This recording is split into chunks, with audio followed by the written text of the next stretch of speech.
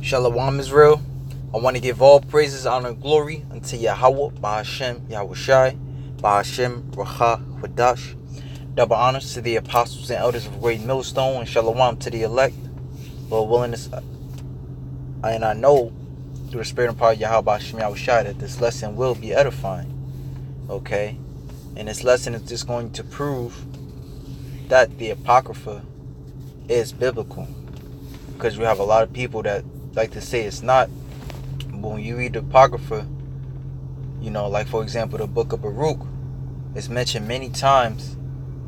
Baruch is mentioned many times in Jeremiah because Baruch was Jeremiah's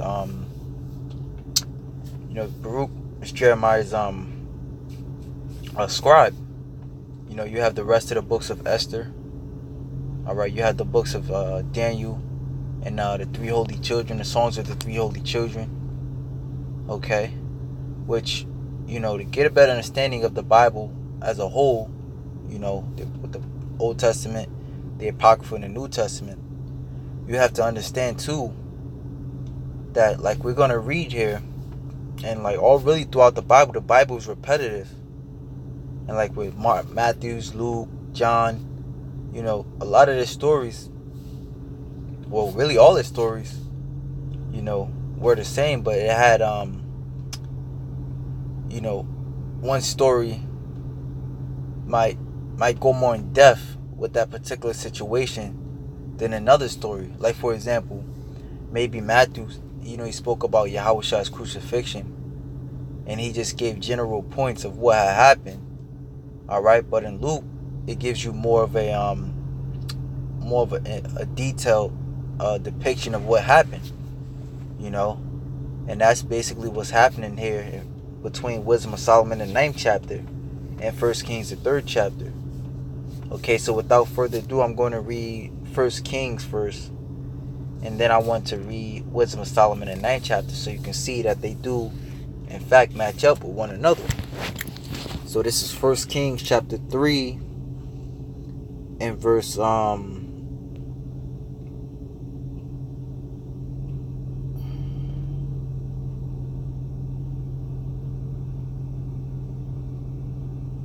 5. Now it says in Gibeon, because in this chapter Solomon is getting ready to be he's getting ready to be blessed to be a king over Israel. Okay, so it says with 1 Kings 3 and 5, in Gibeon Yahweh appeared to Solomon in a dream by night, and God asked, what I shall give thee? And Solomon said, thou hast shewed unto thy servant David my father great mercy, according as he have walked before thee in truth and in righteousness and in uprightness of heart with thee. And thou hast kept for him this great kindness, that thou hast given him a son to sit on his throne, as it is this day. And now, O Yahweh, my power, thou hast made thy servant king instead of David my father, and I am but a little child. I know not how to go out or to come in. And thy servant is in the midst of thy people, which thou hast chosen, a great people, that cannot be numbered nor counted for multitude. Okay. It says, give therefore thy servant an understanding heart to judge the people, that I may discern between good and bad.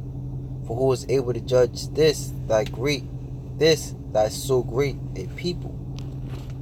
Okay, now when you read Wisdom of Solomon, the 9th chapter, it basically says the same thing. Now this is, well, let's read Wisdom of Solomon 8 and 21. It says, yeah, rather, I says 21, Salaki. Nevertheless, when I perceived that I could no otherwise obtain her, talking about wisdom, except God gave her me, and that was a point of wisdom also to know whose gift she was, I prayed unto Yahweh and besought him, and with my whole heart I said. So this is the prayer, as we just read, that the Lord said unto Yahweh. I meant that, Salaki, that Solomon said unto Yahweh, O God of my fathers and Lord of mercy, who has made all things with thy word, and ordained man through thy wisdom, that he should have dominion over the creatures that thou hast made, and order the world according to equity and righteousness, and execute judgment with an upright heart. Give me wisdom, okay, which links up with 1 Kings 3 and 9. Give therefore thy servant an understanding heart. So it says, give me wisdom that sitteth by thy throne, and reject me not from among thy children. For I, thy servant and son of thine handmaid, am a feeble person, and of a short time, and too young for the understanding of judgment and laws. All right, going back into 1 Kings, what was that? Chapter 3, verse 7. And it says it right here, and I am but a little child, I know not how to go or to come. Okay, so it's basically, hey, that's word for word. If, really, by thy servant and son of thine handmaid am a feeble person, and of a short time, and too young for the understanding of the judgments and laws. For though a man be never so perfect among the children of men, yet if thy wisdom be not with him, he shall be nothing regarded.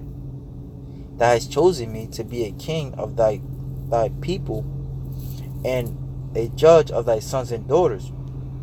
Thou hast commanded me to build a temple upon the holy mount, and an altar in the city wherein thou dwellest, a resemblance of the holy tabernacle, which thou hast prepared from the beginning. And wisdom was with thee, which knoweth thy works, and was present when thou madest the world, and knoweth what was acceptable in thy sight, and right in thy commandments. O send her out of thy holy heavens, and from the throne of thy glory, that being present she may labor with me, that I may know what is pleasing unto thee. Okay, so just by Solomon pleasing, pushing and wanting to know what's pleasing to the Lord, hey, open up his understanding to that. Which, hey, that's wisdom in itself, as we just read, to know whose wisdom is, and know, he could have asked for anything at that time, because the Lord, it was opening to his prayers, but he asked for wisdom because he understood that wisdom worketh for all things. Okay, so back in 1 Kings 3, in 10, it says, "And the speech pleased the Lord, that Solomon had asked this thing. And God said unto him, Because thou hast asked this thing, and hast not asked for thyself long life, neither hast asked riches for thyself, nor hast asked the life of thine enemies, but hast asked for thyself the understanding to discern judgment. Behold, I have done according to thy words, though I have given thee a wise and understanding heart, so that there was none like thee before thee, neither after thee shall any arise like unto thee." Hey, man, so wisdom is a beautiful thing, man. If we ask for wisdom, hey, the Lord likes that, man. The Lord really likes that, man. So that's really something we should be really asking for anyway, because, in the side note, the scriptures say, wisdom and knowledge shall be the stability of thy time, Salaki. So it's something real quick in the spirit. All right, which I just actually thought about this one. This is 1 Kings 11:41.